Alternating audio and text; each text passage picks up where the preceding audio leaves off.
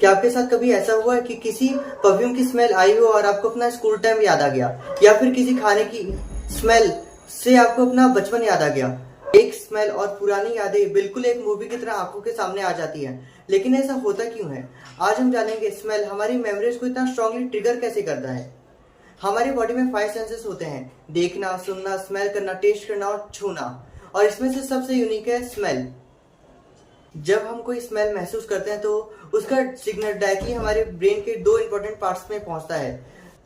पहला है अमिगडाला, जो इमोशंस को प्रोसेस करता है, और दूसरा है हिप्पोकैम्पस, जो मेमोरीज को स्टोर करता है। और सबसे इंटरेस्टिंग बात यह है कि स्मेल का कनेक्शन इन दोनों पार्ट से बहुत ही डायरेक्ट होता है। इसलिए जब भी कोई स्मेल हम सूंघते हैं तो उससे जुड़ी मेमोरीज ही नहीं बल्कि उससे जुड़े फीलिंग्स भी हमें वापस याद आ जाती है।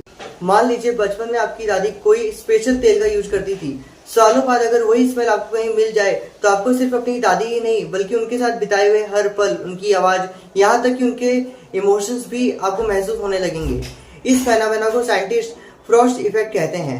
रिसर्च बताती है कि स्मेल से जुड़ी मेमोरीज ज्यादा इमोशनल और विविड होती है as compared to emotions trigger by images और साउंड।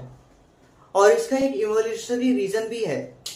हजारों सालों पहले स्मेल हमें डेंजर और सेफ्टी आइडेंटिफाई करने में हेल्प करता था, जैसे खराब फूड की स्मेल, जंगल के प्रीडेटर्स की स्मेल, या फिर हमारे ग्रुप की फैमिली स्मेल। सर्वाइवल के लिए स्मेल और मेमोरीज का स्ट्रॉन्ग होना बहुत जरूरी था।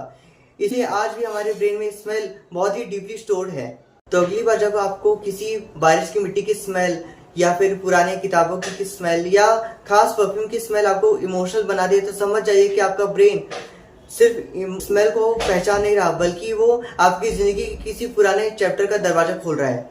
क्योंकि कभी कभी एक खुशबू हजारों तस्वीरों से ज्यादा यादें जगा देती हैं।